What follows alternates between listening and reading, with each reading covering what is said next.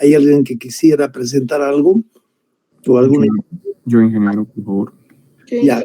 Después. Ya van dos, Soledad Tilla después, el número 1 era Eric Gustavo, creo, no sé. Sí, y ya. Ok, ¿hay alguien más? Bueno, Eric Gustavo, empieza por favor y después nuestra amiga Soledad. Voy a dejar de presentar para que logres tú presentar. ¿Se puede ver, ingeniero? Sí, recién estoy viendo algo, sí. Ya, esto es el ejercicio. Primero hacemos el cálculo de precipitaciones por Gumbel. Perdón, se ve en pequeñito nomás, no se ve más grande. No sé si el resto está viendo grande. Yo lo veo solamente, pero en tu casilla pequeñita. Tal vez dejas de... Lo vuelvo a compartir, sí. Eso mejor.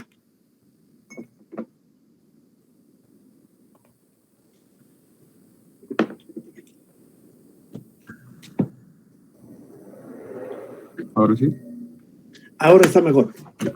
El ejercicio, los datos, luego el cálculo de precipitaciones diarias por Gumbel, luego el cálculo de precipitaciones según el periodo de retorno para cada duración. Luego se calculan las intensidades con las duraciones que teníamos. Luego de las intensidades para cada periodo de retorno. Hacemos la regresión para calcular los parámetros A y B. Con eso tendríamos las intensidades ajustadas y esta sería la curva IDF. A ver, esta curva IDF que estás mostrando proviene de la fórmula misma. ¿Nos puedes mostrar la fórmula? Del ajuste, claro, sería esto. Los parámetros de duración. Ahí arriba tenemos los parámetros A y B que provienen de los previamente linearizados A minúscula, B minúscula. Y eso para cada uno de los 5 periodos de retorno. Sí. Ya. Esta es la curva ya. ¿Hay alguna figura que muestre los valores muestrales? Los valores muestrales. Sí.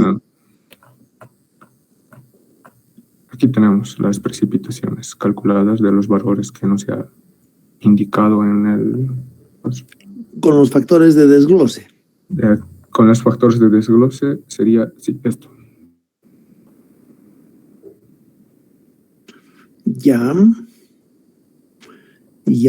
Ahora, lo que vale la pena recalcar es que esto que estás mostrando en la tablita 3 son los valores que en este momento ya los llamamos valores muestrales y que nos permiten ajustar a través de la linearización, nos permiten ajustar a la expresión I es A sobre D más B, creo, ¿no? Sí. Ya. En consecuencia, estos valores que estamos viendo en esta tablita, precipitaciones para cada periodo de retorno en milímetros, una vez convertidos en intensidades, ya, esta otra tablita, la 4, esos valores de intensidades son los que están siendo reemplazados por las 5 curvas, ¿no es cierto? Y las 5 curvas están ahí más abajo como producto final de este trabajo y obviamente podríamos combinar estas 5 curvas que están en esta figura con los valores muestrales y para cada periodo de retorno los valores muestrales deberían un poquito situarse alrededor de la curva para ver cómo se dispersan los valores muestrales al contrastarlos con la curva analítica, ¿no es cierto? Sí. Y ya, has llegado hasta ahí. A esto le llamamos el modelo 1 que fue dado en las instrucciones. Hay un modelo 2 que creo que no has hecho todavía. Sí, todavía, ingeniero. ¿Ya? A ver, ¿hay alguna pregunta al respecto?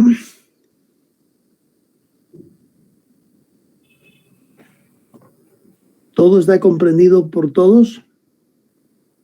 Ya, entonces, si no hay preguntas, pasaremos a la presentación de Soledad. Eric Gustavo Mena, ¿no? Ya, ahora nos va a mostrar Soledad. Sí, ahorita. Ya, fíjense que en este trabajo se ha pedido establecer dos métodos. El primero es el que acaba de mostrar él, 5 expresiones para cada una de los periodos de retorno, y la otra sería una sola expresión que engloba a todos los periodos de retorno que está pendiente. Ya, ingeniero, lo que hice es similar a lo que hizo mi compañero. Entonces, estos son los datos que teníamos, que eran precipitaciones diarias. Entonces, allí la media, la desviación estándar, los valores que me van a hallar para hallar lo que es la precipitación para cierto periodo. Y ahí está, por un periodo de 10 años. Para un periodo de 10 años, 25, 50, 100 y 150. Aquí está la precipitación, que saco con la ecuación de Gumbel para hallar lo que es la precipitación a esta frecuencia o esta probabilidad de no excedencia, y me va a salir esto. Entonces, como ya tengo esta precipitación sería la que no va a exceder de no excedencia. Estoy 90% seguro de que esta precipitación no va a exceder. Por lo tanto, solo es precipitación y diaria, no puedo trabajarla aún. Entonces, lo que hay que hacer es con los factores de desglose o los coeficientes de desagregación, multiplicarlo para los demás días. Aquí, por ejemplo, lo que hice es multiplicar, aquí para volver a 24 horas, hay que hacerle la precipitación de un día, multiplicarlo al coeficiente de desagregación 1,3, y va a salir lo que es la precipitación a 24 horas, porque de día no se sabe de qué hora a qué hora es, mientras sí ya me da lo que es 24 horas. Y aquí 12 horas, lo mismo. Dice 24, entonces es la precipitación de 12 horas sobre la precipitación de 24 horas, 0,85. Como tengo la precipitación de 24 horas, la multiplico con el coeficiente de desagregación y sale tal resultado. Lo mismo, con 24 sería esto. Ya cuando llego aquí a 1 hora, con 1 hora igual utilizo, y así sucesivamente, con todos los valores, para hallar las precipitaciones en las diferentes duraciones. Entonces, ya tenemos eso, pero eso no nos va a servir porque queremos curvas IDF, entonces necesitamos intensidad. Por lo tanto, la intensidad se calcula como intensidad es precipitación por duración. Entonces, la precipitación que tengo aquí, esto es de 0,05 minutos, la divido entre su duración, que es en horas 0,083, y esta ya me sale la intensidad en ese tiempo de duración. Listo. Así. Y entonces ya tengo todos estos datos de intensidad, por lo tanto ya se podría calcular lo que es mi curva IDF, que es esta. Pero esta curva no está ajustada a ninguna curva o un polinomio que me dé algo más exacto, entonces hay que ajustarlo. Por lo tanto, lo que hacemos es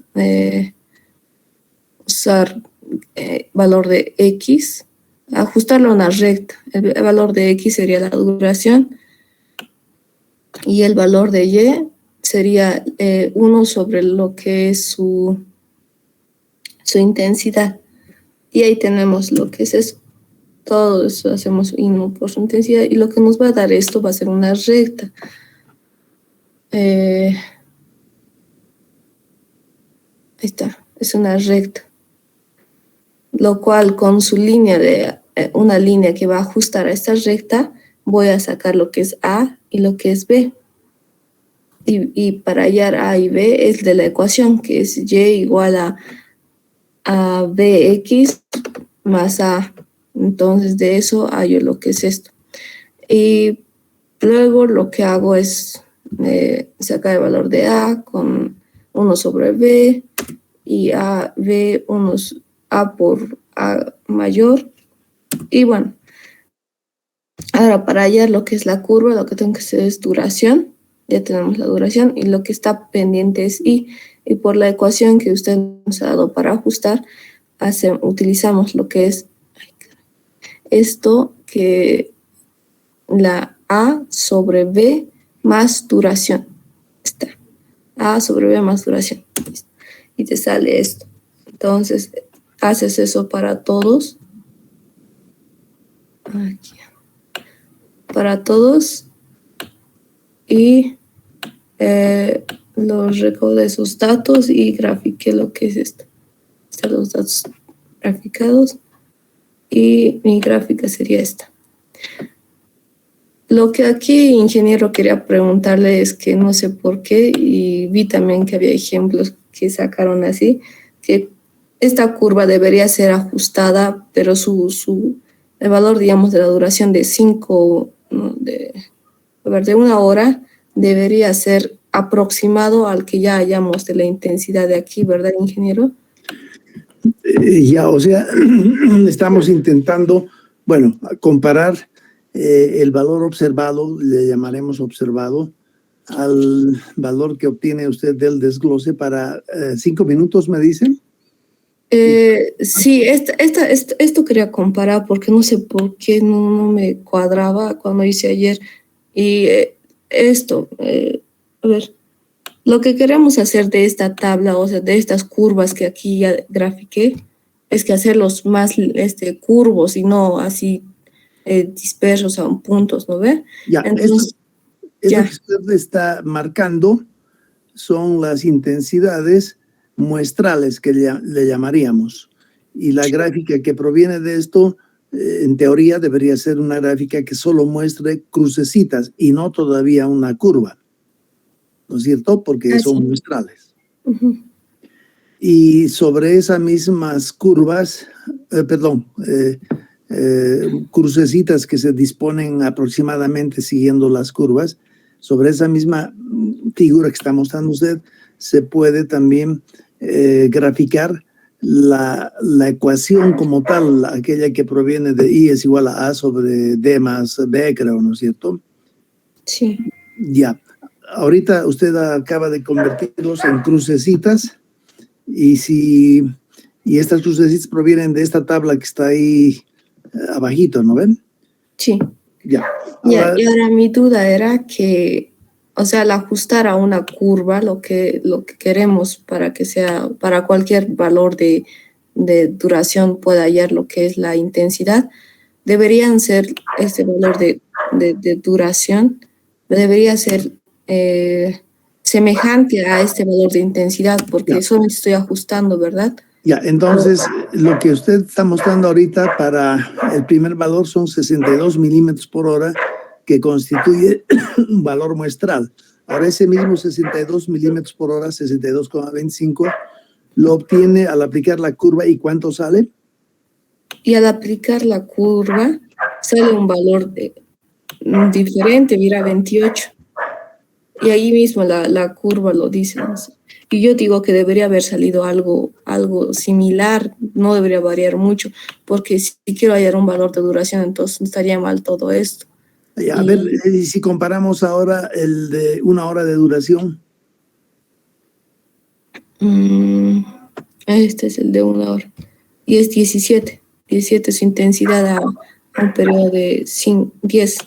Entonces aquí igual hacemos. A ver, mejor esto así lo hago.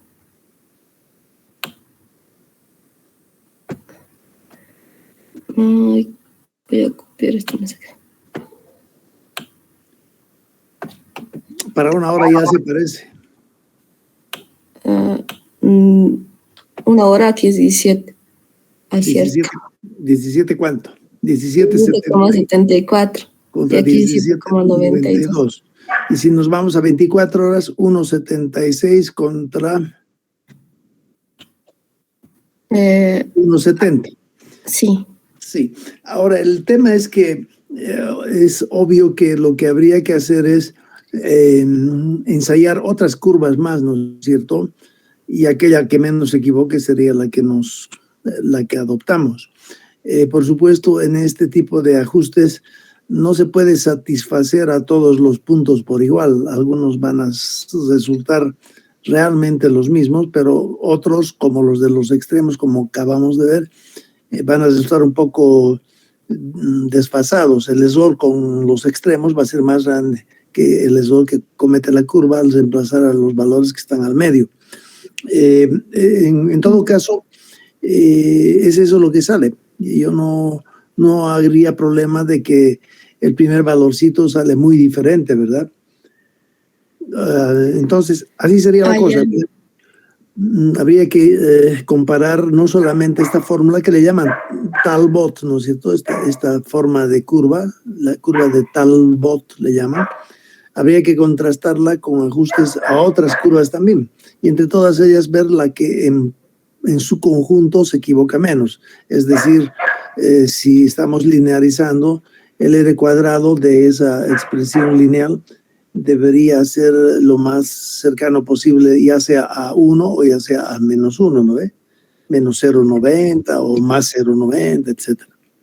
Pero en principio es así como funciona. Sí. Es un dolor de cabeza siempre las intensidades para duraciones pequeñas. Sí, adelante. Ya.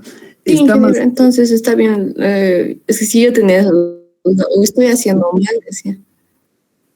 No, está correcto, sí. Ahora, para poder contrastar y otra vez, estaba...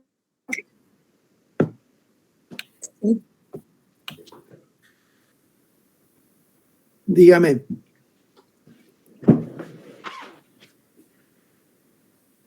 Estaba pensando hacer de distinta manera antes. Antes de tomar la clase de precipitaciones, transformarla aquí a acá. Todo esto. Perdón, ¿transformar a qué me dijo? Y de esas precipitaciones llevarlos a densidades. Estaba haciendo de otra manera antes de tomar las clases de auxiliatoría. Lo que hice fue esto, no sé si está bien, mira, lo que hice es para precipitar, con esta precipitación convertirla a lo que es en 5 minutos hasta 24 horas, todo esto. Y de eso transformarlo a lo que es a intensidades y todas estas intensidades.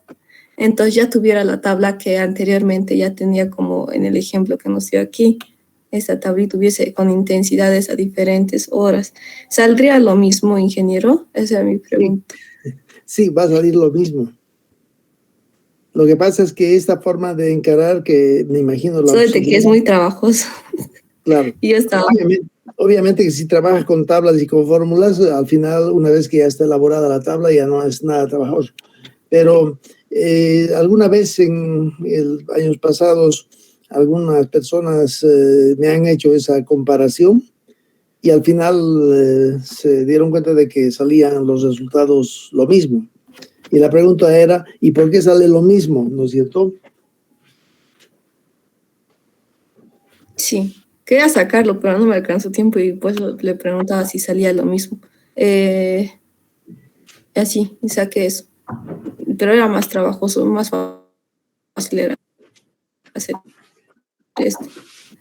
Ya, sabe que si esto sucede, habría que ver en qué medida no sale lo mismo si en lugar de usar Gumbel usáramos Pearson 3, por ejemplo, es otro ajuste, ¿no ve? Entonces, bueno, es cuestión de ir analizando, investigando qué es lo que pasa, pero por de pronto lo que usted me acaba de presentar está correcto y obviamente va a salir lo mismo que cuando aplique el desglose a los datos originalísimos y con eso, como acaba de mostrar usted, ¿no? De explicar. Y ya.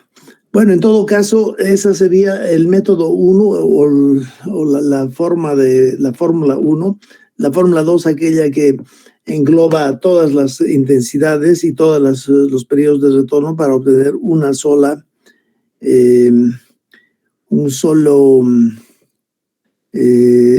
ecuación para toditas los periodos de retorno y también para toditos los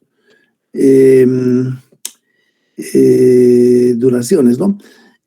Bueno, eso creo que en el anterior grupo había una persona que empezó a aplicar eso, pero no lo terminó tampoco. No sé si hay alguien en el curso que haya logrado la segunda forma. A ver, voy a rápidamente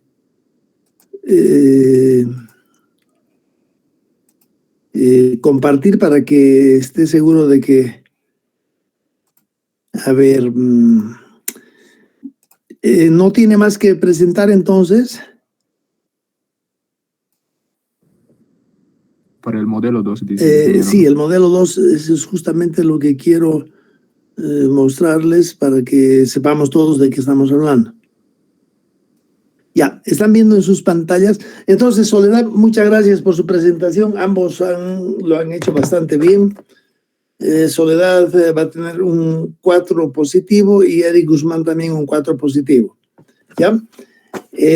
Lo que están viendo en su pantalla esta... Uy.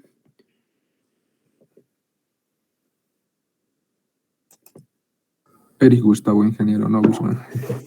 Eric Gustavo Mena y Soledad Tigia, ¿no? Ya. Ok, gracias a ustedes dos. A lo que me refería era a esta fórmula. Fíjense, están viendo en su pantalla un PDF, prácticas sobre curvas IDF. Sí, se ve. Ya. Lo que ambos han presentado es esta expresión de acá. La 1, ¿no ven? Arriba dice 1 y es igual a sobre, paréntesis, D mayúscula más B. Esta fórmula obviamente le llaman la fórmula de Talbot y relaciona la intensidad para una duración de la lluvia. Y esa fórmula es válida para un periodo de retorno. Entonces, si se les ha preguntado 5 periodos de retornos, 5 fórmulas tienen que presentar acá, que es lo que han hecho. Esa es la relación 1. Cuando van a la relación 2 acá abajo, y es la que está faltando, ustedes dos no han empezado todavía esta curva, y esta curva, se dan cuenta, relaciona la intensidad contra la duración D mayúscula, pero además en la misma fórmula aparece T mayúscula, que es periodos de retorno. Eso significa que esta relación 2 sustituye a las 5 relaciones de acá arriba. Por supuesto, el grado de equivocación que comete esta curva de aquí abajo va a ser mucho más grande que lo que comete esta de acá, porque Soledad nos decía acá, por ejemplo, una vez que ella ha terminado de producir esta ecuación I es A sobre D más B, cuando ha terminado de producir esta para un periodo de 5 años, ha ido a comparar lo que la curva me da contra lo que debiera darme. Y para el primer valor pequeñito, pucha, se apartaba mucho. ¿No es cierto? Y cuando hacemos esa misma comparación, una vez que terminamos de producir esta curva de aquí abajo, la número 2, el error que esta comete va a ser mucho más grande todavía, porque de un tirón está queriéndose producir todos los periodos de retorno y todas las duraciones, ¿no ven? Obviamente, en la práctica tal vez sea mejor utilizar esta de acá arriba, pero a veces hay algunos paquetes computacionales que requieren como input la fórmula de la curva y a veces piden una sola que podría ser esta de acá. Eso me imagino que en términos computacionales es más simple, no sé cuál la ventaja. Pero es bueno que sepan que hay eso también. Y obviamente, además de estas dos formas de curva, estas dos y esta de aquí arriba, la 1, hay muchas otras más. Obviamente no tenemos tiempo para tocarlas todas, ¿no es cierto? Ya, hasta ahí está comprendido. ¿Hay alguna pregunta? Ninguna pregunta. Entonces, empezaremos a mostrarles el tema que tenemos que llevar ahora con ustedes. Les voy a introducir entonces en lo que son modelos determinísticos.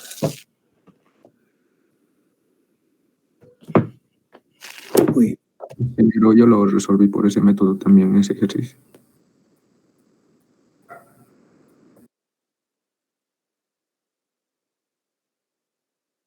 Ya, seguimos, ¿no? Pensé que se me había ido la... a ver, estoy buscando entonces...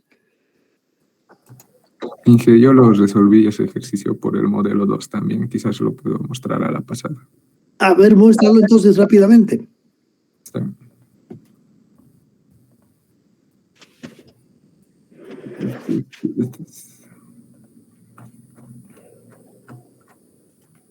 Este ejercicio es este, que se puede ver, ¿no? La pantalla.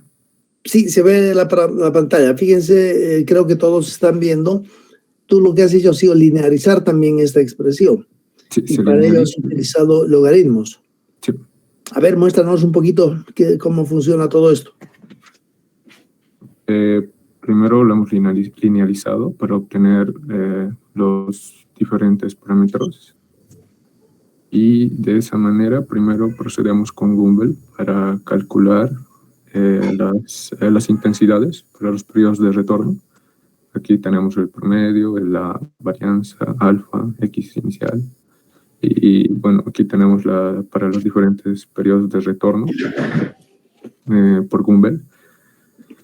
Y recién aquí se calcula los diferentes parámetros, ¿no? Que serían 8, que serían 45, que serían para cada duración y para cada periodo de retorno, lo que se calcula.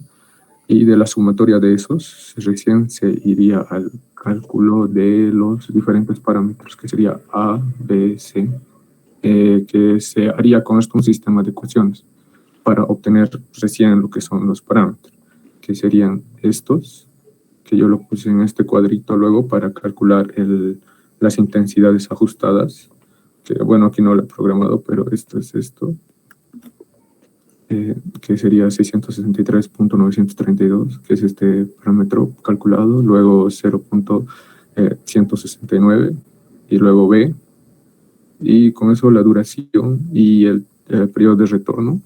Calculamos lo que es las intensidades ajustadas al modelo, a la ecuación. Y esta sería la curva IDF, ¿no? Para la ecuación propuesta por Aparicio. Y estas serían las diferentes curvas para cada periodo de retorno.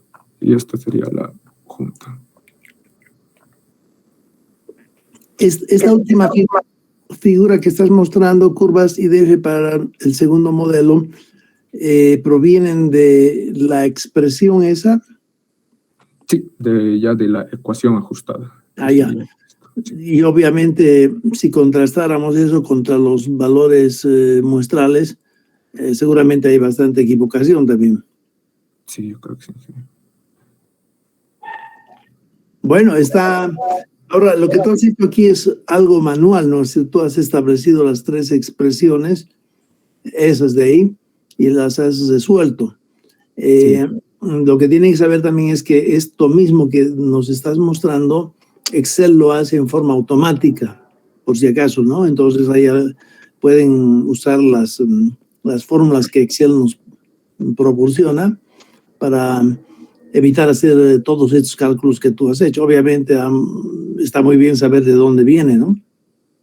Pero la ventaja con Excel es que maneja expresiones mucho más complicadas con tal de que sean lineales.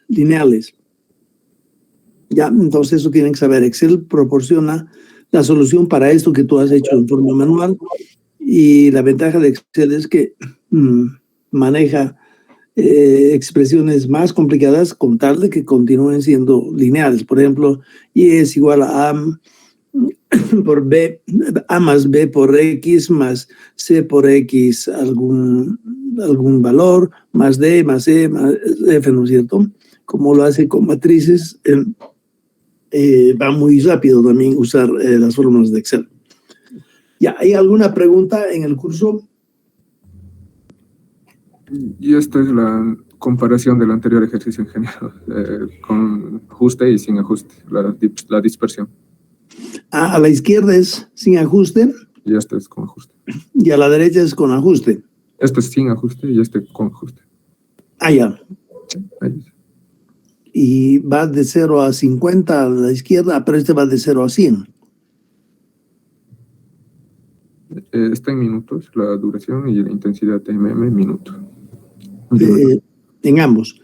Pero el eje vertical a la izquierda es de 0 a 50, pero a la derecha es de 0 a 100. Solamente es la escala.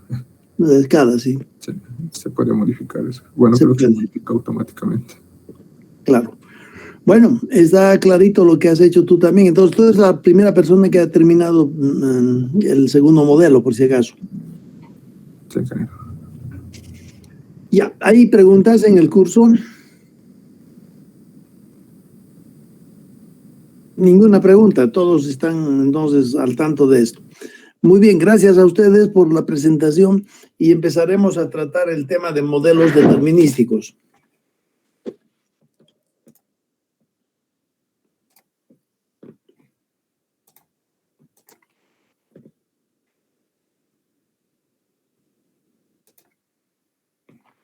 Ya, todos ven en la pantalla, me imagino, la pizarra color negro.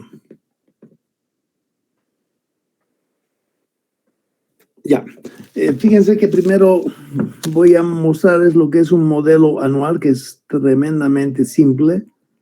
Modelo anual de precipitación caudal. ¿Ya? Si tuviéramos mediciones en el río Rocha, por ejemplo, para el año 1971, de la precipitación que recibe, espacialmente hablando, y del caudal que se registra. 1971, 72, 73, 74, y así podríamos ir hasta el 2021, ¿no es cierto? La prestación promedio espacial, por eso tiene ahí su sombrerito, que es lo que habíamos quedado, que recibe la cuenca del río Rocha hasta el sitio de salida de la cuenca, que podría ser el puente Calagada, es de, por ejemplo, 400 milímetros el primer año. Bueno, tal vez lo hacemos de esta manera. 400 milímetros proviene del promedio ponderado con Thyssen, por ejemplo. Si tuviéramos, en todo caso, en la cuenca del río Rocha estaría la estación pluviométrica de Sacaba, y también podríamos considerar la estación pluviométrica de Cochabamba, y con Thyssen ver si se interfiere. Además, también hay una estación pluviométrica en el Parque Tunari, y hay una otra en Chimboco también. Habría que identificar con cuántas estaciones pluviométricas contamos en la zona de la cuenca del río Rocha. Y en base a esas estaciones pluviométricas podemos calcular que el año 71, resultado de Thyssen, polígonos de Thyssen, la precipitación espacial era de 400. Para el 72 digamos que es de 450, para el 73 era de 320, el siguiente será 480, etcétera. ¿No ve? Y tenemos todo esto medido hasta el año 2021, en que sucedió un valor de 460. ¿No es cierto? Si casualmente tuviéramos en el río Rocha, en la salida de la cuenca que estamos adoptando, el puente Calacala, si casualmente tuviéramos caudales medidos, aforados todo el año, y la media de los 365 valores del 71 sale, por ejemplo, 2,8 10 metros cúbicos por segundo, el 72 saldrá 2,90, este saldrá 1,8 metros cúbicos por segundo promedio de todo el año. Esta podría ser que sale, por ejemplo, 3 metros cúbicos por segundo. Y supongamos que continuamos con las precipitaciones, el próximo año es 340, el siguiente es 290, etcétera, ¿no es cierto? Fíjense que toda esta serie de precipitaciones está completa, ¿ya? Como las precipitaciones son las que más abundan como mediciones en nuestro país, entonces aceptemos de que esas precipitaciones están completas desde el 71 al 2021. Y supongamos que solamente tenemos estas caudales medidos, estoy exagerando, ¿no? 4 años, y que el resto no hay mediciones. Entonces, los caudales que van del año 75 hasta el año 2021 no existen caudales medidos. Un ratito voy a sacar esta pesita porque molesta mucho.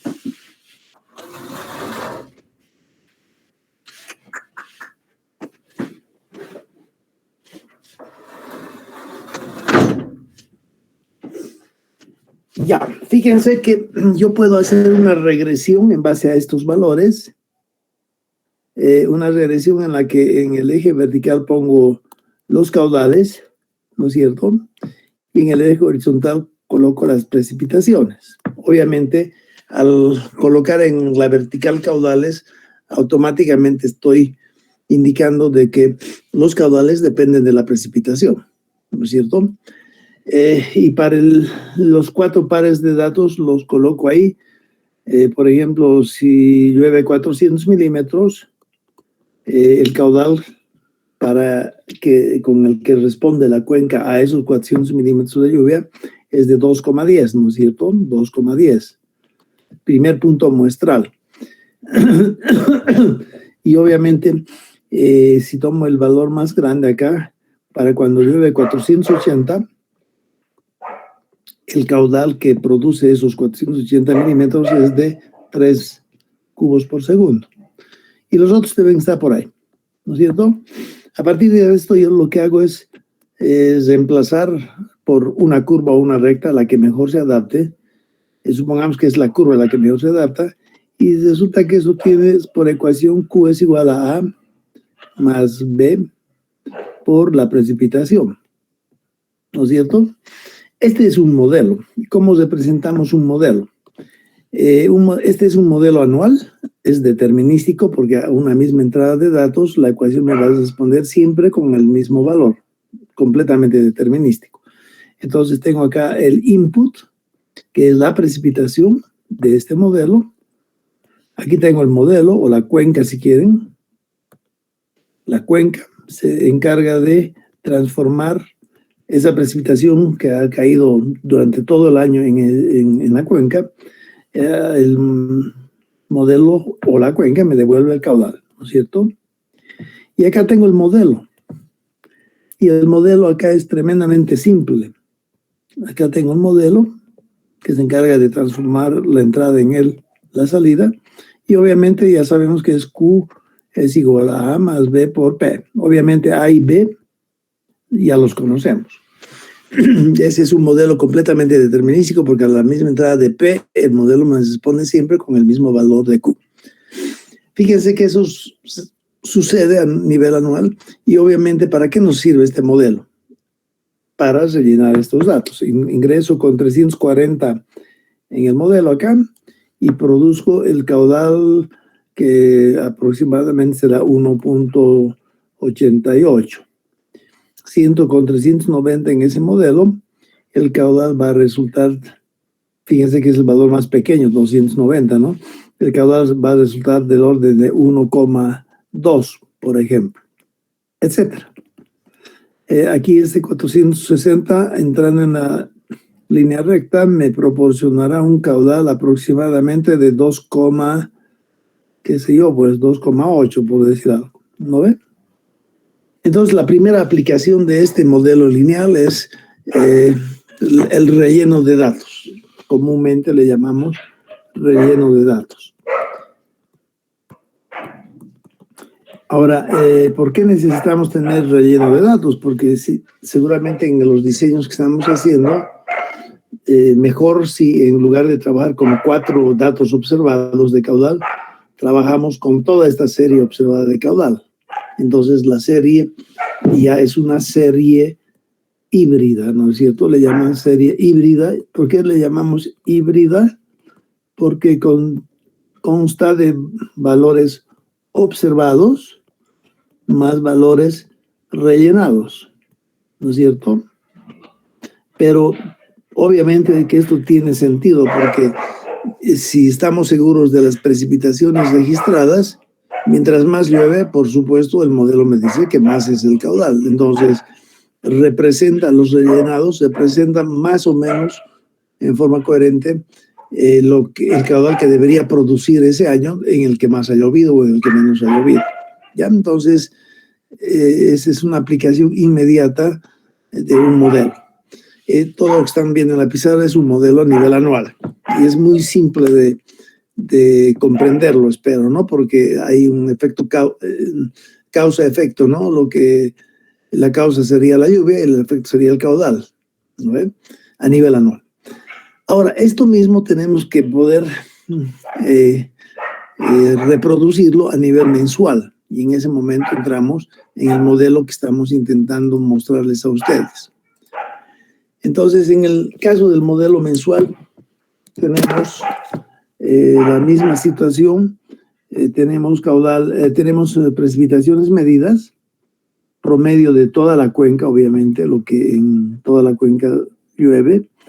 Tenemos también como dato de entrada la evapotranspiración potencial. Vamos a ver qué es eso. ETP, evapotranspiración potencial.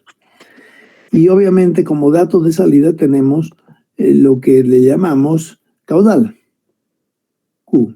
Fíjense que los dos primeros, precipitación y evapotranspiración potencial que recibe como dato el modelo para ese mes, para el primer mes, el modelo se encarga de transformar estos dos valores en un caudal a nivel mensual. Esto es válido para el mes de enero, por ejemplo, de un año.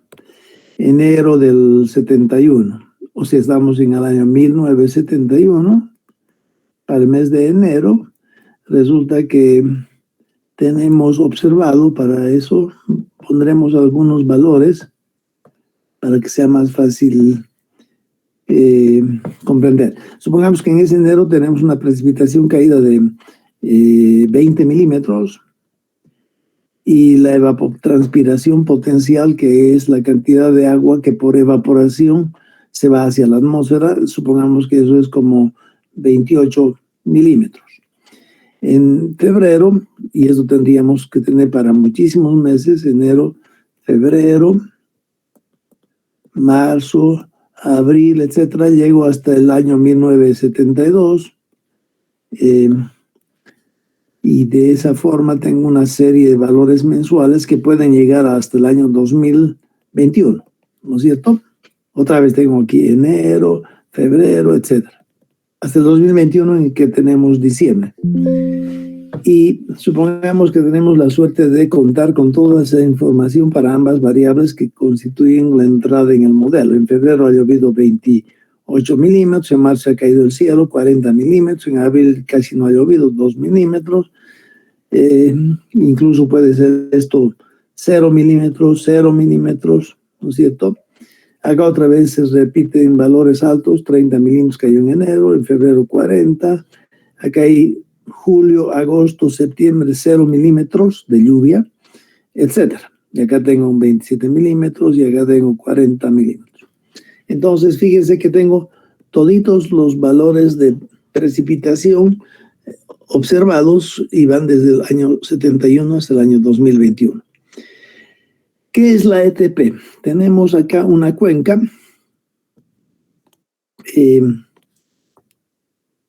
tenemos la precipitación que incide en la cuenca. Voy a poner sombrerito porque representa la precipitación espacial que en todo ese mes recibe la cuenca. Tenemos el caudal, tal vez lo hacemos de otro color acá también para que se den cuenta. Acá le pondremos caudal igual a, digamos, Q. Observado, fíjense que en estas 3 columnas que estoy mostrando son valores observados y aquí sale el caudal observado. Y supongamos que el caudal observado lo tengo para enero del 71, febrero, marzo, todo esto tengo, digamos, hasta ahí. Y nada más, y acá no hay caudales observados. El caudal que sale de la cuenca, obviamente a nivel anual, es producto de lo que a nivel anual recibe la cuenca como precipitación. Pero a nivel mensual no es una relación directa. Si en enero llueve el doble, el caudal va a ser el doble. En marzo el triple, el caudal va a ser el triple. Pero cuando llegamos a junio, julio, fíjense aquí en estos valores, no llueve nada. Y sin embargo, sí hay un caudal que lo vemos ahí escurrir debajo del puente del río Rocha.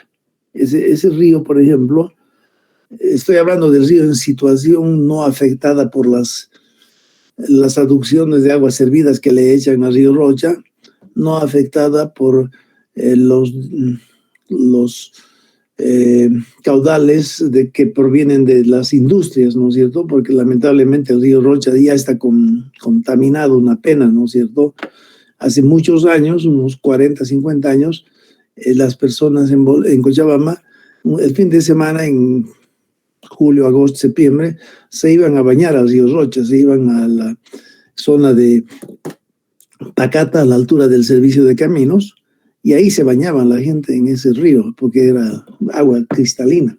Pero a pasar con el correr de los años, han empezado a echar aguas servidas a ese río y también aguas que vienen de algunas fábricas, entonces a ese río ya no pueden ir a bañarse para nada. Además están tan contaminadas que las verduras que irrigan en la zona de Vinto con aguas del río Rocha también resultan estar contaminadas, lamentablemente. Y ahora en esa situación en la que no hay afectación humana al río, es que estoy hablando. Llueve una cierta cantidad de precipitación sobre esa cuenca del río Rocha y yo voy a observar aquí el caudal que atraviesa la sección de la salida del puente Calacala.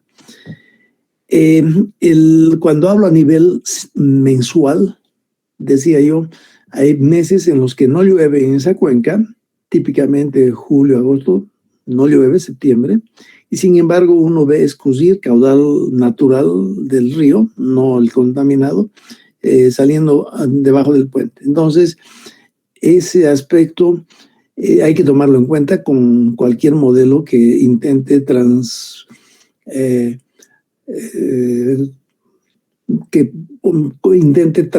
lo que sucede en la cuenca en la salida. Entonces, ahí sí entra necesariamente lo que es la evapotranspiración real. Fíjense aquí, voy a poner evapotranspiración real. ¿Qué es la evapotranspiración real? Tenemos el sol, tenemos la cuenca, y en ese mes la cuenca recibe radiación solar. La radiación solar lo que hace es evaporar el agua que se encuentra en los charcos dentro de la cuenca, evaporar el agua en forma directa de la superficie del mismo río, y evaporar el agua que se encuentra en el terreno. Si el suelo está completamente húmedo, entonces, y hay suficiente sol, entonces va a suceder una evaporación a una tasa potencial, ¿no es cierto?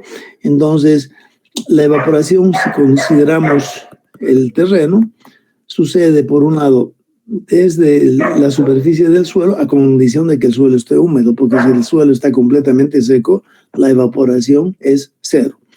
Pero también tenemos plantas, y de las plantas extraen agua obviamente del subsuelo y transpiran las gotitas de aguas que salen por las estomas, le llaman, ¿no es cierto?, en las hojitas, se depositan ahí como gotitas y por acción del sol estas se evaporan. Entonces, la suma de ambos le llamamos evapotranspiración, ¿no es cierto? A partir de esto, cuando hablamos de evapotranspiración, tenemos que hablar de la evapotranspiración real y también tenemos que hablar de la evapotranspiración potencial, ¿no es cierto? La evapotranspiración real va a ser cero por más que haya sol radiante. Estamos en septiembre, por ejemplo, sol radiante, calienta el suelo, pero si no hay agua en el suelo, no hay nada que se evapore. Entonces la real será cero en septiembre, ¿no es cierto? Pero lo que potencialmente debería transportarse en septiembre es, por ejemplo, 20 milímetros de columna de agua, a condición de que el suelo esté saturado de agua, ¿no es cierto? Entonces se dan cuenta que cuando uno habla de evapotranspiración potencial, habla siempre de la situación que está regida, está condicionada por la cantidad de energía que se recibe básicamente del sol, ¿no es cierto? ¿Qué significa eso? Que la evapotranspiración potencial en junio será, por ejemplo, por decir, 8 milímetros de columna de agua. Fíjense que si estamos en junio y el terreno está completamente saturado, se iría hacia la atmósfera 8 milímetros de agua por mes, digamos. Pero si estamos en el mes de septiembre es el mes más caluroso en Cochabamba, ¿no es cierto? Lo que potencialmente sería la atmósfera, eso sucede cuando el terreno está completamente saturado. Esta será, por ejemplo, del orden de 27 milímetros. ¿Se dan cuenta entonces? A condición de que el terreno esté completamente saturado, en junio se iría a la atmósfera 8 milímetros, pero en septiembre se va a ir 27 milímetros. ¿Por qué? Porque hay más sol. Ahora, si en septiembre el suelo está completamente seco, entonces la real va a ser menos que 27. Será 10, será 5 o será 0 si realmente está completamente seco. Está clara entonces la diferencia entre lo que potencialmente se va a la atmósfera y lo que realmente se va a la atmósfera. En ambos la diferencia es de si hay o no hay agua que evaporar, porque si no hay agua que evaporar, la real es 0, aunque la potencial diga que debería irse a la atmósfera 27. ¿Por qué? Porque hay suficiente sol. ¿Hasta ahí se comprende eso? Entonces se dan cuenta que la interacción de ambas variables determina cuál es el caudal que sale de la cuenca en ese mes. Por ejemplo, en el caso dado de acá que estamos sosteniendo que en enero del 71 la cuenca en su conjunto ha recibido 20 milímetros y que debido a que estamos en enero hay formas de calcular la evapotranspiración potencial, ¿no es cierto? Una forma sería, por ejemplo, mantener el terreno tremendamente húmedo a través de un lisímetro, le llaman lisímetro, así como medimos la precipitación que recibe el suelo este mes a través de un pluviómetro, podríamos también calcular lo que se va a la atmósfera en este mes a condición de que el suelo esté completamente saturado. Fíjense que vamos a colocar acá en esta suelo un aparato, hablando conceptualmente, un aparato que lo que haga es estar completamente separado de su entorno, y acá se tiene una especie de balanza, una balanza. Nunca he visto en Bolivia este instrumento porque debe ser muy caro implementarlo. Una balanza. Y obviamente este retazo de terreno tiene la misma tierra de ambos lados, y lo que se hace es medir con la balanza la diferencia de peso que tiene toda esa masa de suelo, debido a que hay una evapotranspiración, ¿no es cierto? Entonces, esa sería la manera de medir los 28 milímetros que colocamos acá arriba. Pero como eso no es muy laborioso hacer, requiere muchos recursos, simplemente lo que se hace es recurrir a fórmulas. Entonces hay fórmulas que me devuelven la evapotranspiración potencial en este mes, y la fórmula necesita para su cálculo de la evapotranspiración potencial, necesita cuánto sol hay, ¿no? Es en función de la radiación solar. Y radiación solar depende de en qué mes estamos. Si estoy en septiembre, la radiación solar es muy alta que cuando estoy yo en junio. ¿Por qué sucede eso? Porque en junio la cuenca del río Rocha está más distante del sol que durante septiembre, ¿no es cierto? Entonces es cuestión astronómica. Y eso se traduce en la latitud, ¿no es cierto? Mientras más estoy aproximándome a los polos, tanto hacia el norte como hacia el sur, menos cantidad de sol recibo, porque la condición normal o que se podría sostener es si esta es la Tierra y aquí está el Sol, entonces todo el hemisferio norte recibe más sol que el hemisferio sur. Eso significa que cuando aquí es verano, en el norte es invierno, o al revés, si en el norte es verano, aquí abajo va a ser invierno. Entonces es cuestión astronómica. Entonces, la latitud nos permite tomar en cuenta la cuestión astronómica, porque mientras más alejado hacia el sur estoy yo del Ecuador, llegando a la Patagonia, por ejemplo, en este momento Cochabamba recibe una cierta cantidad de sol, ¿no es cierto? Y en este mismo momento la Patagonia recibe mucho menos radiación solar de lo que nosotros estamos recibiendo en Cochabamba, ¿no es cierto? Ahí entra la latitud. Mientras más alejado estoy del Ecuador, el sol está más alejado y en consecuencia la radiación solar que recibe la Patagonia en este momento es menor, y en consecuencia lo que potencialmente se evapora hacia la atmósfera en la Patagonia de un terreno completamente saturado también es menor de lo que sucede ahorita en la cuenca del río Rocha, a condición de que ese terreno esté completamente saturado. ¿Se dan cuenta? Entonces las fórmulas que han ido estableciendo necesitan como dato de entrada en esa fórmula la radiación solar, y en lugar de la radiación solar podemos también hablar de la temperatura, porque al final existe una relación entre lo que recibimos como radiación solar y la temperatura que podemos registrar. La ventaja es que tanto la radiación como la temperatura podemos medirla. La latitud también la podemos medir. Cochabamba está a una cierta cantidad de grados latitud sur. Contrariamente a ello, Potosí está más al sur, ¿no ven? En este instante, Potosí recibe menos radiación que nosotros. En consecuencia, lo que potencialmente sería la atmósfera en Potosí en este momento es menor de lo que potencialmente sería la atmósfera desde Cochabamba, donde estamos. Bueno, hay más factores que inciden en la evaporación. Por ejemplo, la velocidad del viento.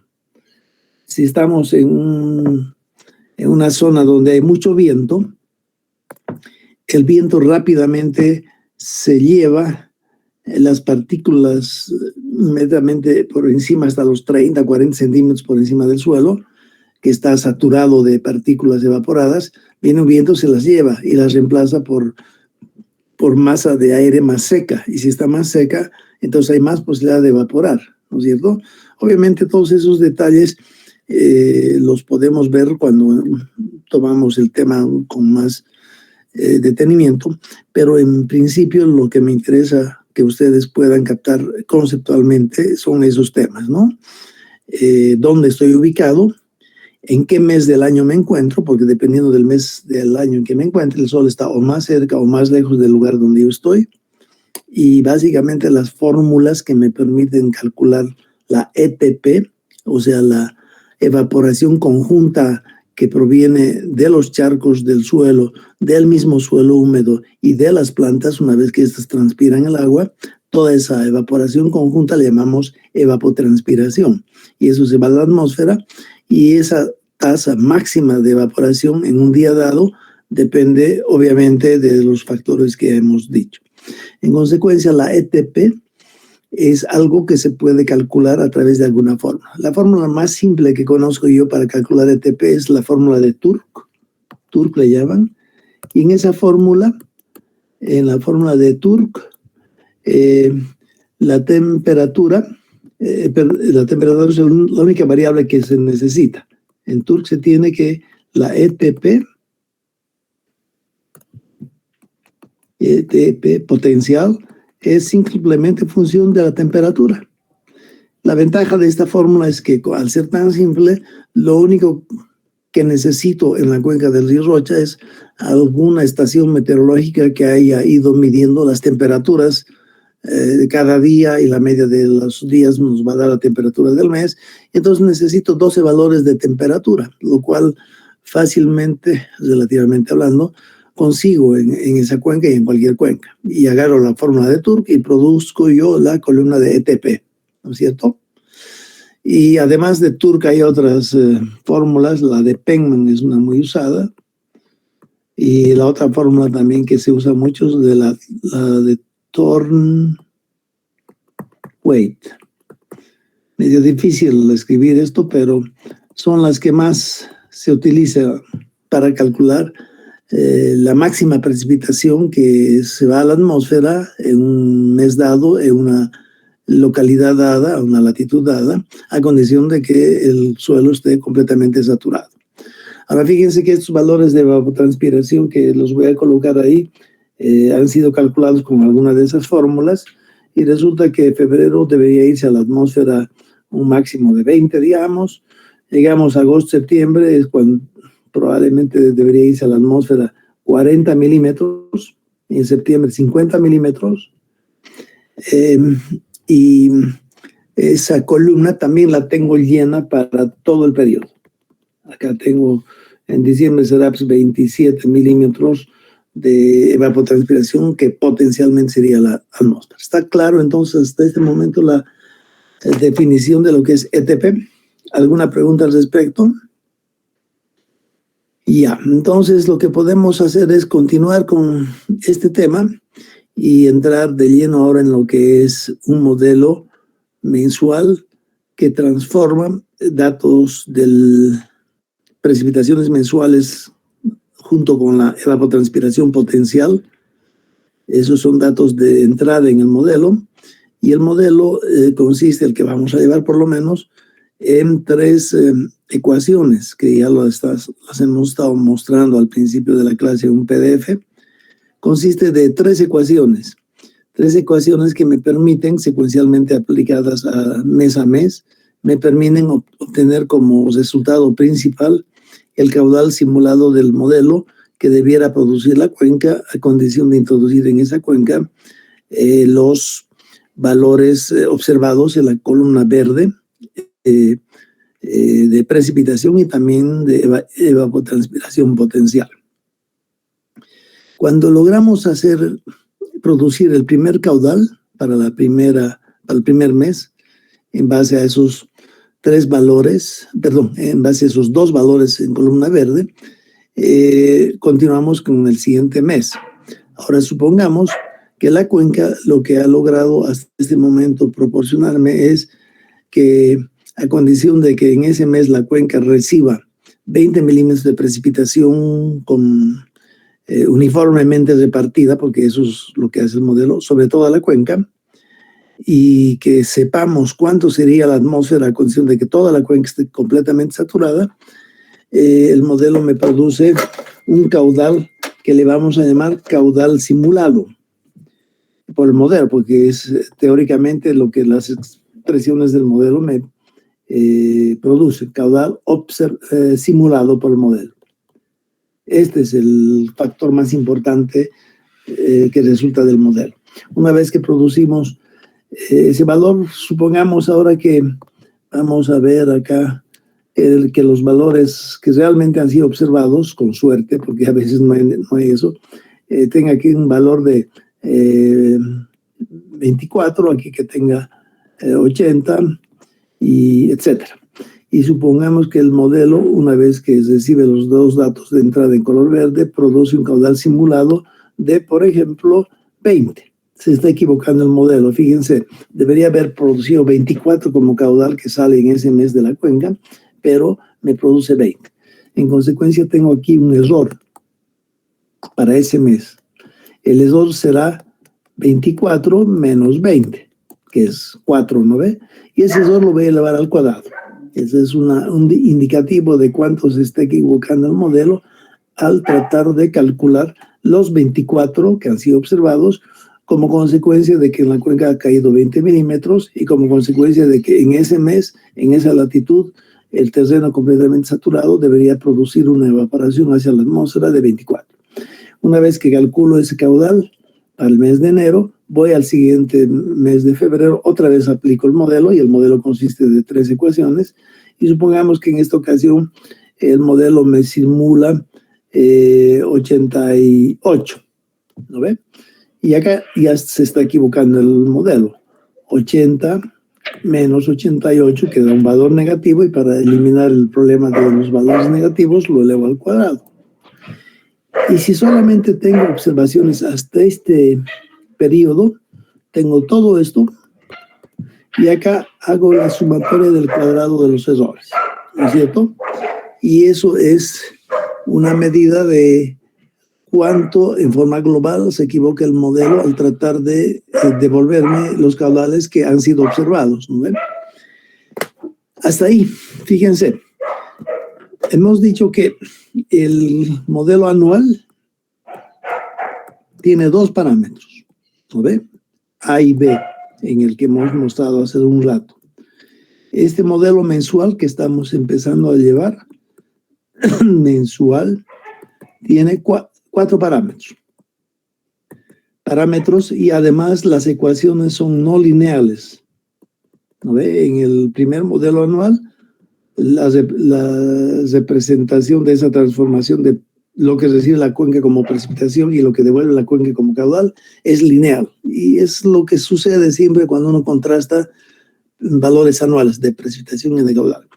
En cambio, en el modelo mensual que estamos empezando a considerar, tiene 3 ecuaciones y en las 3 ecuaciones hay 4 parámetros y las ecuaciones, algunas de ellas son no lineales. Ya entonces, este hecho hace de que en el modelo mensual no se encuentre un algoritmo que nos permita determinar la combinación de esos 4 parámetros, tales que cuando aplico a los datos de ingreso, los errores que produzca el modelo sean mínimos. En cambio, con el modelo anual, como tiene 2 parámetros, fácilmente aplico cosas de regresión lineal e inmediatamente la regresión lineal me devuelve los 2 parámetros A y B, la combinación de ambos, que al aplicar al input, la precipitación, esto resulte en un caudal que es el que más se aproxima a lo que debiera ser, que es el caudal real observado. Cuando tenemos que mostrarles, ahora veamos lo del modelo. ¿Están viendo en sus pantallas entonces un PDF? ¿Han comprendido, por favor? ¿Todavía están ahí? Sí, se ven. Sí, ingeniero. Menos mal, ya. Fíjense, este modelo lo llamamos precipitación, evapotranspiración potencial, caudal. Los 2 primeros son el input del modelo y el modelo me produce Q. Este Q debería ser el Q simulado, ¿no? Y si se dan cuenta, las 3 expresiones son estas. Tal vez podemos incluso mostrarles más cómo se interrelacionan. Ya. Entonces, todos están viendo el mismo PDF, solamente que ahora sí puedo escribir sobre él.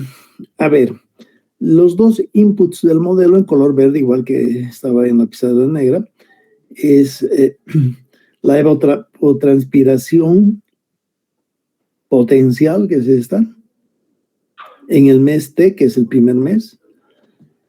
Otro input del modelo es la precipitación total que recibe en ese mes. Fíjense, precipitación T, PT, y lo que hemos estimado a partir de una fórmula, ¿cuánto sería la atmósfera? ETP, evapotranspiración potencial. Esos son los 2 valores que al final resultan en el caudal que el modelo produce para ese mes y es este.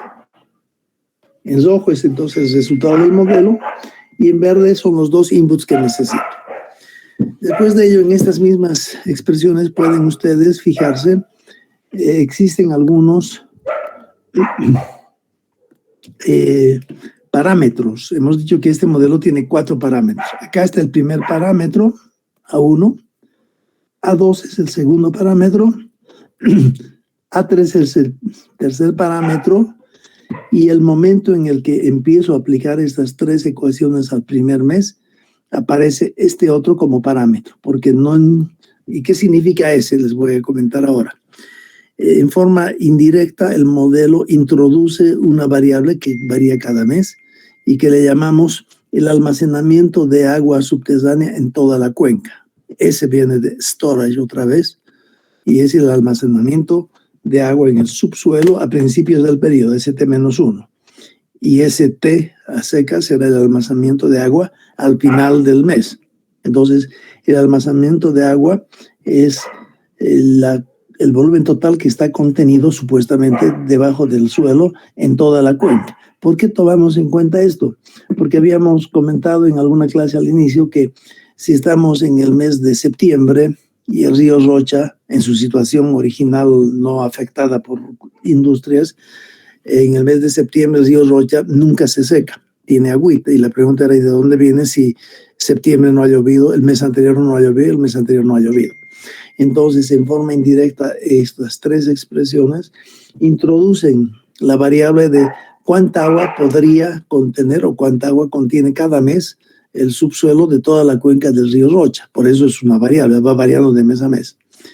Y si se fijan, la primera expresión lo que hace es calcular lo que realmente se va a la atmósfera para ese mes en que estamos calculando, en función de lo que potencialmente se iría. Hemos dicho que en ningún momento lo que realmente se va a la atmósfera es mayor que lo que potencialmente sería. Entonces, máximo lo que se va en este mes a la atmósfera va a ser exactamente igual a lo que potencialmente sería. Y si ese es el caso, debido a que la cuenca todo el mes está completamente saturada de agua, entonces hay suficiente agua que evaporar, y entonces se va a evaporar a una tasa potencial, que va a ser la ETP, y en consecuencia toda la izquierda de estos valores tienen que ser igual a 1. Cuando esto es 1, en ese mes significa que en ese mes la cuenca está completamente saturada, y si está completamente saturada hay suficiente agua que evaporar, y se va a evaporar hacia arriba este valor en verde. Y no se va a evaporar más de eso, porque este valor lo tenemos calculado con una fórmula, no se va a evaporar más de eso porque no hay más sol. En este mes en que estamos no hay más sol, y no hay más sol porque astronómicamente el sol se encuentra a una cierta distancia del sitio en que estamos. En consecuencia, fíjense, para que este término aquí sea 1, significa que el suelo está completamente saturado. Solo así se va hacia la atmósfera a una tasa máxima que es esta. Para que esto sea 1, esto depende de 2 cosas, de un parámetro A1, y también depende de cuánta agua contiene el subsuelo en toda la cuenca del río.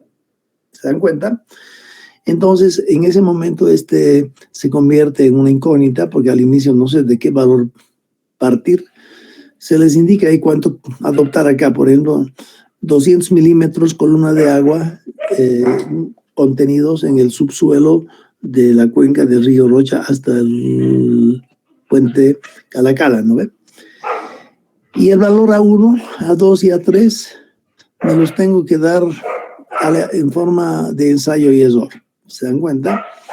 Me doy esos 3 valores, y el primer valorcito de ST-1 también me lo doy. En ese momento se convierte en el cuarto parámetro. Cuando hago eso, mantengo esos valores fijos durante toda la corrida y aplico las 3 ecuaciones secuencialmente al primer mes. En el primer mes tengo este valor. Como ya he adoptado 2 valores acá por ensayo y error, tengo lo que realmente se va a la atmósfera. ¿Para qué me sirve esto? Para este balance. En este balance el modelo ya me calcula lo que sale de la cuenca como caudal simulado en el mes T, el primer mes. Como producto de 2 términos. Y esos 2 términos en realidad son este término, que es el caudal base, el caudal que suministra el subsuelo, y este otro término es el caudal que suministra la lluvia de ese mes. Entonces, el caudal que en este mes atraviesa el puente Gala-Gala tiene dos componentes. Una parte de ese caudal proviene del subsuelo, de los acuíferos, y otra parte proviene de la lluvia de este mes. Y fíjense, la lluvia de este mes, a la lluvia de este mes, que es PT, tengo que restarle lo que acabo de calcular acá como que se ha ido a la atmósfera. Entonces, de la precipitación que recibe este mes, una parte se va a la atmósfera, la evaporación real de ese mes. Y tengo que comparar si este término es más grande que cero. Si es más grande que cero, todavía lo multiplico por A3 y a eso le llamo el aporte de la lluvia de este mes para conformar el caudal total de este mes, que es este de acá de la izquierda. En cambio, si lo que realmente se va a la atmósfera, calculado acá en el primer paso con la primera ecuación, es un valor más grande que la precipitación que llueve este mes, es decir, este término entre paréntesis va a resultar negativo.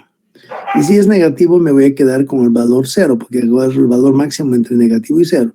Y si queda 0, multiplico por A3 y todo este término azul a la derecha se convierte en 0. Eso quiere decir que si bien ha llovido este mes, pero la evaporación real ha sido tan grande que no ha sobrado nada de esa lluvia para aumentar al caudal que está proviniendo del subsuelo. Y en consecuencia, en ese mes, el caudal que sale de la cuenca es exclusivamente caudal que proviene del subsuelo, porque este término a la derecha azul es 0. Ha llovido menos de lo que se va a la atmósfera. Y la tercera expresión lo único que hace es un balance. Si se fijan, el volumen contenido en el subsuelo en toda la cuenca es igual al volumen que había al inicio del mes, más lo que recibe como precipitación todo el mes, menos lo que se va de la cuenca como caudal todo ese mes, y menos lo que se va a la atmósfera como evaporación real todo ese mes. Este último es un balance de masa, ¿no ve? La ecuación de continuidad que usamos también en el tránsito de avenidas, ¿no ve? Volumen al final de meses igual al volumen al inicio de mes, más lo que recibe durante todo el mes, menos lo que se va de la cuenca como caudal durante todo el mes y menos lo que se va a la atmósfera como evapotranspiración real durante ese mes. Una vez que termino de aplicar las tres fórmulas al primer mes, ya cuento con el caudal que simulado por el modelo para ese mes. Después voy al siguiente mes y otra vez aplico las tres expresiones, ¿no es cierto? Nada más que este valor ST-1 ya no es aquel que al inicio he adoptado como el cuarto parámetro del modelo, sino más bien será el valor que acabo de producir acá. Este valor, el volumen contenido al final de mes en la cuenca, se convierte en volumen contenido al inicio del mes siguiente en la cuenca. Y eso aplico recursivamente los tres para enero, los tres para febrero, etc. Y de esa manera yo obtengo lo que decíamos acá, el caudal simulado por modelo para todo el periodo en que hayan datos simultáneamente observados de precipitación, de evapotranspiración potencial y de caudal observado. A partir de este sitio, de este momento, ya nadie más ha observado el caudal. Entonces, hasta ahí me paro y contrasto lo que el modelo me devuelve como caudal simulado mes tras mes, en blanco esta columna, lo compara con lo que debería devolverme, porque debería devolverme estos valores, ¿no es cierto? Y de ahí nace un errores elevados al cuadrado, y para la adopción de esos parámetros, estos que hemos indicado acá, para estos parámetros, A1, A2, A3 y el primerito que era para esa adopción, el modelo me proporciona este error sumatorio al cuadrado de los errores, este de acá. Bueno, espero que hasta ahí hayan captado algo. Ya es hora de irnos, creo. Lo que quiero que hagan, obviamente, es que ustedes de Classroom lean 3 páginas que explican lo que es el modelo. Fíjense que acá estamos hablando de la sumatoria del cuadrado de los residuos. Bueno, no se hagan problema, nosotros estamos hablando de sumatoria del cuadrado de los errores. Después tenemos la aplicación práctica. Fíjense, tenemos para el año 72, 73, 74, 75 la precipitación que recibe la cuenca mes a mes. Para esos mismos años tenemos la evapotranspiración potencial calculada con alguna fórmula, y para esos 2 primeros años tenemos valores que han sido registrados, observados.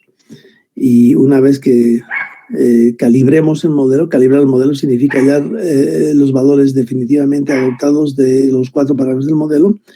En ese momento utilizo los 2 últimos años de precipitación, los 2 últimos años de evapotranspiración potencial para producir los 2 últimos años de caudal que no ha sido observado acá. ¿No ve? Estamos rellenando 2 años de caudales mensuales. Bueno, tienen que leer esto, comprender bien, y la próxima clase, y si pueden, ya pueden empezar a modelarlo. Y de este tema vamos a seguir hablando, yo creo que unas 2 clases más. El lunes yo creo que ya vamos a fijar la fecha de examen. Obviamente este tema sí o sí entra en el examen. ¿Hay alguna pregunta hasta este momento? ¿Ninguna? Bueno, espero que les vaya bien. Una pregunta, por favor. Adelante. El último tema que estaríamos llevando sería el modelo mensual, entonces, ingeniero. Lo que pasa es que creo que ya no tenemos mucho tema, ¿no? Mucho tiempo, ¿no? No sé cuánto les va a tomar en asimilar y producir resultados de este modelo mensual. Yo estaba intentando llevar un tema más, pero creo que estamos sobre el tiempo. Es la desventaja de tener los 2 primeros exámenes y a partir de ahí se libraron los que tienen ya nota, ¿no ve? No es muy buena medida esa, creo.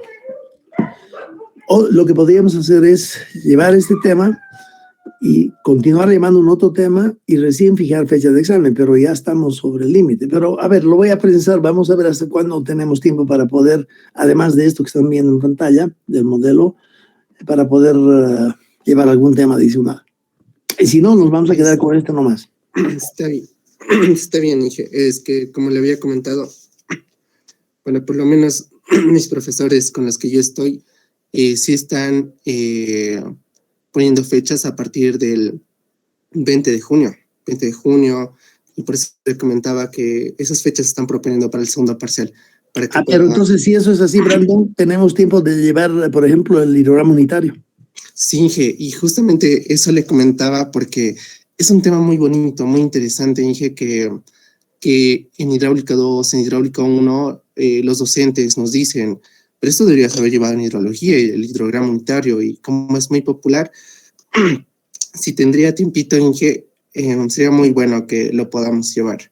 Por ejemplo, yo de metálicas, Inge, de estructuras de maderas y metálicas, recién este viernes que viene voy a dar mi primer parcial, entonces algo así está.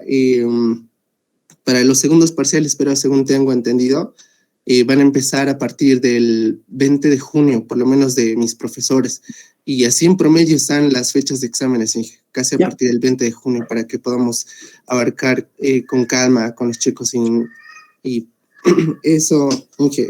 Bueno, muy buena información, Brandon. Entonces, fija, después de esto hacemos el tema del programa unitario. Ya, entonces, yo les pido al resto de la clase que no se dejen pisar con el tiempo. Denle duro a este modelo también y a lo que hemos llevado, por supuesto. Ya, Macanudo, gracias por todo. Yo los veo entonces el martes.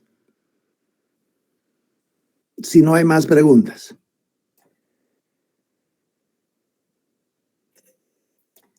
Se han quedado en silencio. ¿Están todavía ahí? Claro, de los 42, obviamente que tienen que estar por lo menos la mitad, ¿no? Sí, ingeniero, sí. Ah, menos mal, ya han despertado. O sea, yo estaba pensando en ir a tomar su cafecito. Bueno, denle duro a esto y los veo el martes entonces, ¿ya? Si alguien quiere empezar a presentar algo sobre este tema, también lo hace el martes. De esa manera el resto también se entera de cómo encarar esto. Ya, entonces los veo el martes, que les vaya bien, suerte con todo. Hasta Hasta luego. luego.